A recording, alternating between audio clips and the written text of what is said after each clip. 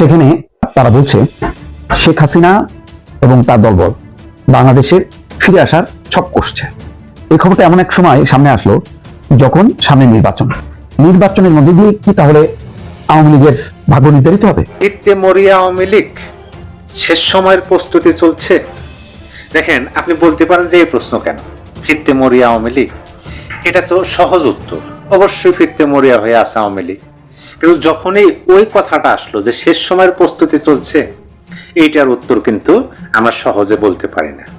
এটার উত্তর জানতে হলে আমাদের শুনতে হবে সে সমস্ত মানুষের মুখের কথা।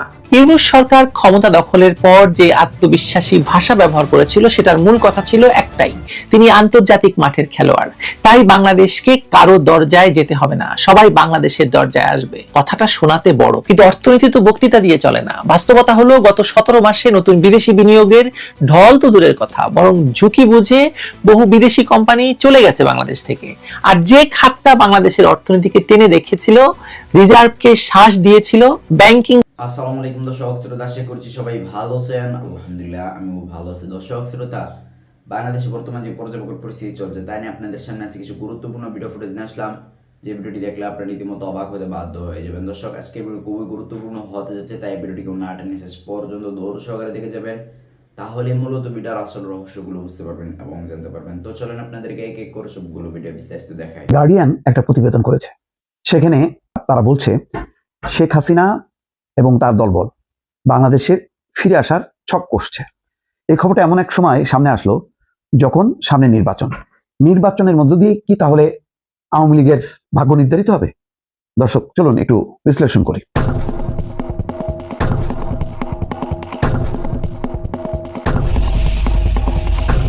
এটা সত্য যে 12ই ফেব্রুয়ারিতে বাংলাদেশের রাষ্ট্র ক্ষমতায় কে আসবে তার উপর নির্ভর করছে আওয়ামী লীগের ভাগ্য। যদি এমন শক্তি ক্ষমতায় আসে তাহলে আওয়ামী লীগের বাংলাদেশে ফিরে আসার সম্ভাবনাটা একেবারেই কমে যাবে।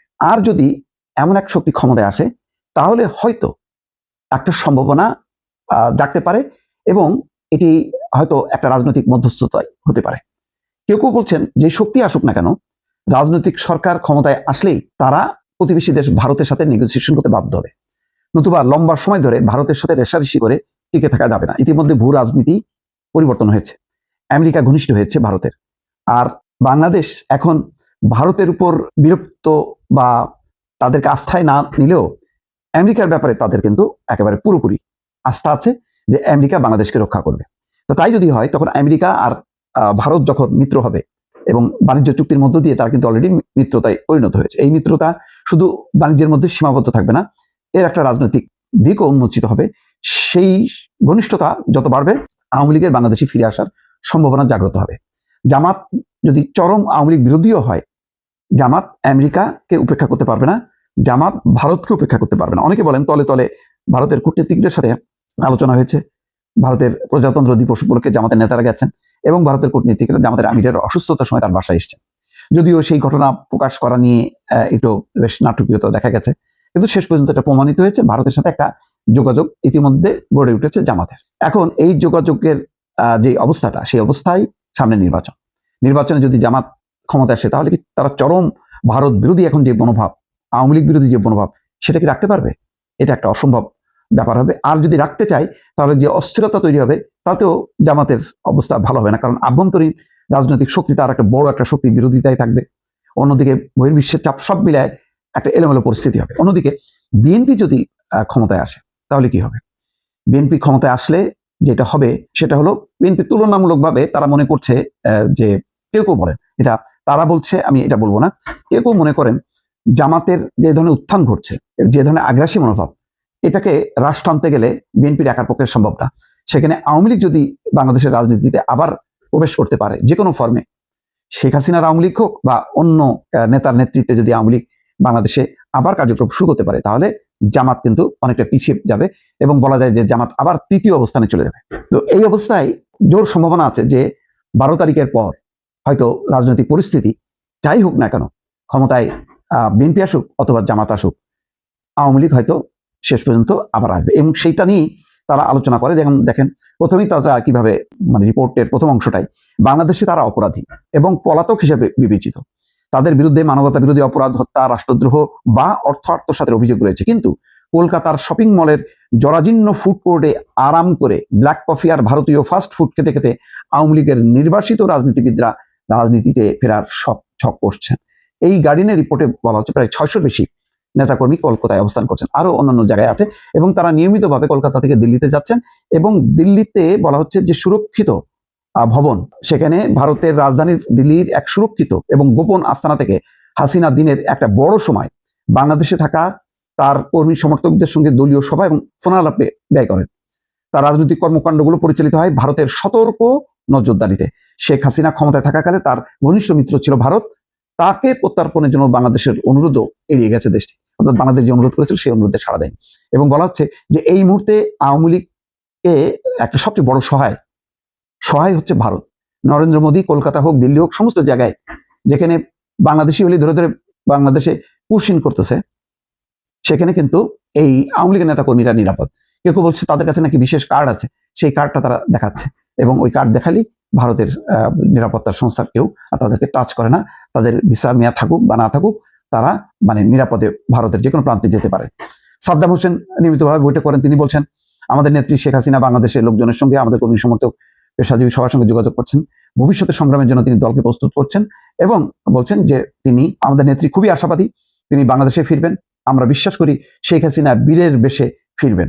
জাহাঙ্গীর কবির নানকের সঙ্গেও কথা বলেছে গার্ডিয়ান, সেখানে তিনিও বলেছেন যে তারা ফিরবে এবং কারাগারে যেতেই হবে সেই ভয়ে কলকাতায় থাকছি তা নয়, আমরা এখানে আছি, কারণ দেশে ফিরলে আমাদের হত্যা করা হবে। এটা হলো আওয়ামী লীগের বক্তব্য। গার্ডিয়ান একটা বিস্তারিত পটভূমি তুলে ধরেছে।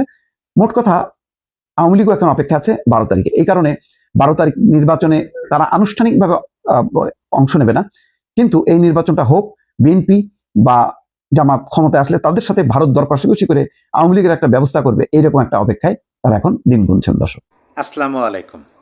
প্রিয় দর্শক, ফিরতে মরিয়া আওয়ামী লীগ, শেষ সময়ের প্রস্তুতি চলছে। দেখেন, আপনি বলতে পারেন যে এই প্রশ্ন কেন, ফিরতে মরিয়া আওয়ামী লীগ? এটা তো সহজ উত্তর, অবশ্যই ফিরতে মরিয়া হয়ে আছে আওয়ামী লীগ। কিন্তু যখনই ওই কথাটা আসলো যে শেষ সময়ের প্রস্তুতি চলছে, এইটার উত্তর কিন্তু আমরা সহজে বলতে পারি না। এটার উত্তর জানতে হলে আমাদের শুনতে হবে সে সমস্ত মানুষের মুখের কথা, যে সমস্ত মানুষ বা নেতারা এই দলটাকে নেতৃত্ব দিচ্ছেন এই সময় পর্যন্ত, অতীত থেকে এখন পর্যন্ত, 2024-এর 5ই আগস্টের পূর্ব থেকে এখন পর্যন্ত। যেহেতু আওয়ামী লীগের কমিটি এখনও বিলুপ্তি ঘোষণা হয় নাই, আওয়ামী লীগের কমিটি ঠিকই আছে, যুবলীগের কমিটি ঠিক আছে, যদিও শোনা যাচ্ছে যুবলীগের নতুন কমিটি ঘোষণা করা হবে। আপনাদেরকে একটা সংবাদ জানিয়ে দিই, বুয়েটে ছাত্রলীগের নতুন কমিটি ঘোষণা করা হয়েছে। সত্যিকার অর্থে এটা ছাত্রলীগের জন্য একটা প্রশংসনীয় বিষয়, আমি প্রশংসা করব। এই জন্য যে এরকম একটা দুর্বিষহ সময়ে বুয়েটের যে শিক্ষার্থীরা ছাত্রলীগের কমিটিতে নাম দিয়েছেন, তাদের কিন্তু সাহস আছে এবং তারা সাহসিকতার পরিচয় দিচ্ছেন। এটা কিন্তু প্রশংসার দাবিদার। আমরা কয়দিন আগে দেখলাম, এই তো 2025-এর শুরুতে জগন্নাথ বিশ্ববিদ্যালয়ের যে ছাত্রলীগের একটা 150 জনের কমিটি ঘোষণা করা হলো, সেটা নিয়ে আমি আপনাদেরকে জানাইছি, ভিডিও দিছি। বুয়েটে ছাত্রলীগ একটা কমিটি ঘোষণা করছে, আপনারা চাইলে দেখে নিতে পারেন। সোশ্যাল মিডিয়ায় সেরকম একটা ছাত্রলীগের একটা প্যাড বেশি বাড়াইতেছে। এটা অবশ্যই ছাত্রলীগের জন্য একটু একটা প্রশংসনীয় বিষয়। যাই হোক, আমি এই ভিডিওতে কিন্তু এই বিষয়গুলো নিয়ে আলোচনা করার জন্য আসিনি। এই ভিডিওতে যেটা আলোচনা করব, যে আওয়ামী লীগ তো ফিরতে মরে, এটা আমরা সবাই জানি, কিন্তু শেষ সময়ের প্রস্তুতি কি আদৌ চলছে? এটা নিয়ে দ্য গার্ডিয়ান আন্তর্জাতিক সংবাদ মাধ্যমে একটা রিপোর্ট প্রকাশ করছে। সেই রিপোর্টে সুন্দরভাবে বর্তমান অন্তর্বর্তী সরকারের আমলে যে একটা নির্বাচন অনুষ্ঠিত হতে যাচ্ছে, সেই নির্বাচনের বিষয়টি তারা তুলে ধরছে। আওয়ামী লীগবিহীন নির্বাচন, আওয়ামী লীগ কীভাবে ক্ষমতাচ্যুত হলো, ভারতে আসছেন, ভারতে আওয়ামী লীগের নেতারা শেখ হাসিনার সাথে বৈঠক করতেছেন, মানে এই বিষয়গুলো তারা তুলে ধরছেন। এই বিষয়গুলো আমি পড়ে সময় নষ্ট করতে চাই না, কারণ এগুলো আমরা সবাই জানি। সভানেত্রী সংবাদ সম্মেলন করতেছেন, সাক্ষাৎকার দিতেছেন, আওয়ামী লীগের নেতারা সাক্ষাৎকার দিচ্ছেন, মানে এটা তো বলার কিছু নাই। কিন্তু সেই নিউজে কয়েকজন গুরুত্বপূর্ণ নেতার বক্তব্য তুলে ধরা হয়েছে। সেই নেতাদের বক্তব্যগুলো যদি আমরা জানতে পারি, আমরা যদি পড়ে শুনি, তাহলে কিন্তু আমরা এটা পরিষ্কার হতে পারবো যে আদৌ তাদের শেষ সময়ের প্রস্তুতিটা কীরকম হচ্ছে, তারা কিভাবে নিচ্ছে এবং তাদের প্ল্যানটা কী, তারা কিভাবে চলে আসবে, বাংলাদেশের রাজনীতিতে সক্রিয় হবে। এই যে বাংলাদেশের রাজনীতিতে সক্রিয়, তারা তো ইচ্ছাকৃতভাবে দূরে নাই, তাদেরকে দূরে রাখা হয়েছে বল প্রয়োগের মাধ্যমে, বাধ্য করা হয়েছে যে তোমাদেরকে আসতে দেওয়া হবে না। কিন্তু তারা তো আসবে, আসার জন্য তো তারা মরিয়া, কিন্তু তাদের প্রস্তুতিটা কীরকম সেটা জানতে হলে ওই নিউজের কয়েকজন গুরুত্বপূর্ণ ব্যক্তির মন্তব্য আমাদের জানতে হবে। আমরা এখন তাদের মন্তব্য জানব। আওয়ামী লীগের নিষিদ্ধ ছাত্র সংগঠনে বাংলাদেশ ছাত্রলীগের সভাপতি সাদ্দাম হোসেন কিন্তু তাদের মধ্যে একজন, ছাত্র সংগঠনে তিনি প্রধান। ইউনূস সরকার ক্ষমতা দখলের পর যে আত্মবিশ্বাসী ভাষা ব্যবহার করেছিল সেটার মূল কথা ছিল একটাই, তিনি আন্তর্জাতিক মাঠের খেলোয়াড়, তাই বাংলাদেশকে কারো দরজায় যেতে হবে না, সবাই বাংলাদেশের দরজায় আসবে। কথাটা শোনাতে বড়, কিন্তু অর্থনীতি তো বক্তৃতা দিয়ে চলে না। বাস্তবতা হলো গত 17 মাসে নতুন বিদেশি বিনিয়োগের ঢল তো দূরের কথা, বরং ঝুঁকি বুঝে বহু বিদেশি কোম্পানি চলে গেছে বাংলাদেশ থেকে। আর যে খাতটা বাংলাদেশের অর্থনীতিকে টেনে রেখেছিল, রিজার্ভকে শ্বাস দিয়েছিল, ব্যাংকিং সিস্টেমকে ভাসিয়ে রেখেছিল, গ্রাম থেকে শহর পর্যন্ত পরিবারের রান্নাঘর চালাচ্ছিল, সেই তৈরি পোশাক এবং টেক্সটাইল চেইন এখন টালমাটাল নয়, একটা ভয়াবহ অবস্থার মধ্যে গিয়ে পড়েছে তারা। বাংলাদেশের এই সংকটের পেছনে রয়েছে দীর্ঘমেয়াদী নীতিগত ব্যর্থতা। শেখ হাসিনার নেতৃত্বাধীন আওয়ামী লীগ সরকারের সাথে ইউরোপীয় ইউনিয়নের ঠিক এই ধরনের একটি মুক্ত বাণিজ্য চুক্তির আলোচনা চলছিল, কিন্তু গত আগস্টে সরকার পতনের পর সেই আলোচনা থেমে গেছে। ইউরোপীয় ইউনিয়নের রাষ্ট্রদূত স্পষ্ট করে বলেছেন, বাংলাদেশের পক্ষ থেকে এখনো এ বিষয়ে কোনো লিখিত প্রস্তাব পাঠানো হয়নি। অর্থাৎ ইউনূস সরকার এই গুরুত্বপূর্ণ বিষয়ে কোনো উদ্যোগ নেয়নি, অথচ ইউরোপীয় ইউনিয়ন ভারতের সঙ্গে যে চুক্তিটি সই করেছে সেটি আসলে বাংলাদেশের সঙ্গে, শেখ হাসিনা সরকারের সঙ্গে হওয়ার কথা ছিল।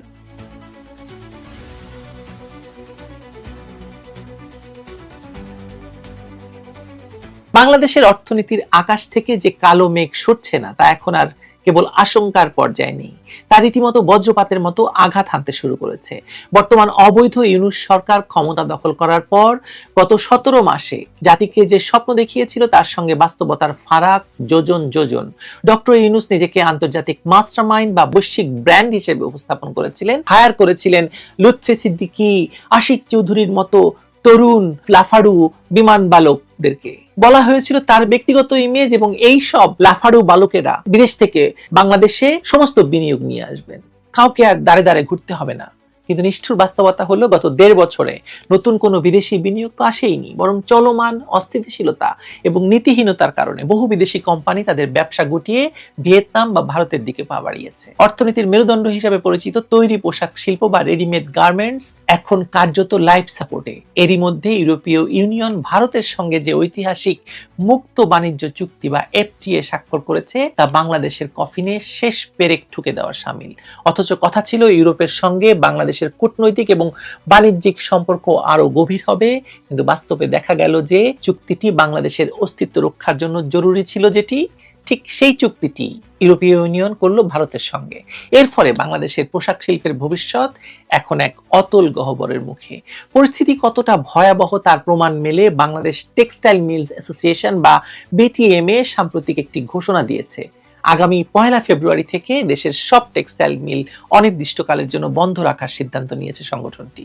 বিটিএমএ সভাপতি শওকত আজিজ রাসেলের কণ্ঠে ছিল গভীর হাহাকার। তিনি স্পষ্ট জানিয়েছেন, তাদের পিঠ দেয়ালে ঠেকে গেছে। ব্যাংক ঋণ পরিশোধের সক্ষমতা হারিয়ে অধিকাংশ মালিক এখন দেউলিয়া হওয়ার পথে। গত 1-1.5 বছরে তাদের ব্যবসায়িক পুঁজি অর্ধেকেরও বেশি নেমে গেছে। এখন পরিস্থিতি এমন পর্যায়ে পৌঁছেছে যে কারখানার সব সম্পত্তি বিক্রি করে দিলেও ব্যাংকের দেনা শোধ করা সম্ভব হবে না। এই যখন অভ্যন্তরীণ শিল্পের অবস্থা, তখন আন্তর্জাতিক অঙ্গনে বাংলাদেশের জন্য অপেক্ষা করছে বড় দুঃসংবাদ। ইউরোপীয় ইউনিয়ন ভারতের সঙ্গে যে একটি এফটিএ স্বাক্ষর করেছে তা আগামী বছর থেকে কার্যকর হবে। এর ফলে ইউরোপের বাজারে ভারতের তৈরি পোশাক সহ সব পণ্য শুল্কমুক্ত সুবিধা পাবে। বর্তমানে ভারতীয় পণ্যের উপর 12 থেকে 15% শুল্ক আরোপিত আছে, যা এই চুক্তির ফলে শূন্যে নেমে আসবে। অন্যদিকে বাংলাদেশ যখন 2026 সালে স্বল্পোন্নত দেশের তালিকা থেকে বের হবে, তখন বাংলাদেশের পণ্যের উপর উল্টো 12 থেকে 15% শুল্ক আরোপিত হবে। অর্থাৎ একই বাজারে একই পণ্য রপ্তানি করতে গিয়ে ভারতকে কোনো কর দিতে হবে না, অথচ বাংলাদেশকে গুনতে হবে 12 থেকে 15% শুল্ক। বিশ্ব বাণিজ্যের এই তীব্র প্রতিযোগিতার বাজারে যেখানে মাত্র 1-2 সেন্টের ব্যবধানে তারা পণ্য কেনার অর্ডার এক দেশ থেকে অন্য দেশে সরিয়ে নেয়, সেখানে 15% শুল্কের ব্যবধান বাংলাদেশের পোশাক শিল্পকে ধসিয়ে দেওয়ার জন্য যথেষ্ট। ভারতের সঙ্গে ইউরোপের এই চুক্তির ফলে ধারণা করা হচ্ছে ভারতের বস্ত্র এবং পোশাক রপ্তানি বর্তমানের $7 বিলিয়ন থেকে বেড়ে $40 বিলিয়ন পৌঁছাবে। ভারত এমনিতেই কাঁচামাল উৎপাদনে স্বয়ংসম্পূর্ণ। তাদের নিজস্ব তুলা আছে, সুতা আছে, সস্তা বিদ্যুৎ এবং জ্বালানি আছে, উন্নত প্রযুক্তির মেশিনারিজ আছে। এর বিপরীতে বাংলাদেশকে তুলা এবং সুতার জন্য অন্য দেশের উপর নির্ভর করতে হয়। লজ্জাজনক বিষয় হলো বাংলাদেশ বছরে যে পরিমাণ সুতা আমদানি করে তার 40% আসলে ভারত থেকে আসে। অর্থাৎ আমরা ভারতের কাঁচামাল কিনে পোশাক বানিয়ে তাদের সঙ্গেই প্রতিযোগিতায় নামি। এখন ভারত যখন ইউরোপের শুল্কমুক্ত সুবিধা পাবে তখন তারা বাংলাদেশের চেয়ে অনেক কম দামে পোশাক সরবরাহ করতে পারবে। জার্মান ভিত্তিক ব্র্যান্ডগুলো এখনই ইঙ্গিত দিয়েছে যে এফটিএ কার্যকর হলে তারা বাংলাদেশ ছেড়ে ভারতের দিকে ঝুঁকবে। এই যখন পরিস্থিতি, তখন বাংলাদেশের বর্তমান সরকার কি করছে? তারা ব্যস্ত পার্টনারশিপ কোঅপারেশন এগ্রিমেন্ট বা পিসিএ নিয়ে, যা মূলত একটি রাজনৈতিক দলিলাদি। এতে গণতন্ত্র, মানবাধিকার আর সুশাসনের বুলিয়া ওড়ানো হয়েছে, কিন্তু বাণিজ্যের বা শুল্কমুক্ত সুবিধার কোনো কার্যকর গ্যারান্টি নেই। অথচ ভারতের মোদী সরকার চতুরতার সঙ্গে ঠিকই তাদের অর্থনীতির স্বার্থে এফটিএ নিশ্চিত করে ফেলেছে। ইউনূস সরকার ইউরোপের সঙ্গে তো বটেই, অন্য কোনো বড় অর্থনীতির সঙ্গেও এফটিএ নিয়ে কার্যকর কোনো আলোচনা শুরু করতে পারেনি। ভিয়েতনাম যেখানে ইতিমধ্যে 40টি দেশের সঙ্গে এফটিএ করে ফেলেছে, সেখানে বাংলাদেশ এখনো আমলাতান্ত্রিক জটিলতা আর রাজনৈতিক পালাবদলের নেশায় মত্ত ফ্যাসিবাদ ছড়াচ্ছে বাংলাদেশ থেকে। ফ্যাসিবাদ ফ্যাসিবাদ ফ্যাসিবাদ। দেশের অভ্যন্তরীণ টেক্সটাইল খাতের ধস নামার পেছনে সরকার। প্রিয় দর্শক শ্রোতা, আপনারা তো ভিডিও দেখতে দেখতে ভিডিও শেষ পর্যন্ত চলে আসেন। অবশ্যই আপনাদের মতামত কমেন্ট বক্সে জানাতে ভুলবেন না। আর এরকম নতুন নতুন আপডেট ভিডিও পেতে অবশ্যই আমাদের চ্যানেল এখন সাবস্ক্রাইব করে দিন। তো আপনাদের সাথে আবার দেখা হচ্ছে পরবর্তী এক ভিডিওতে।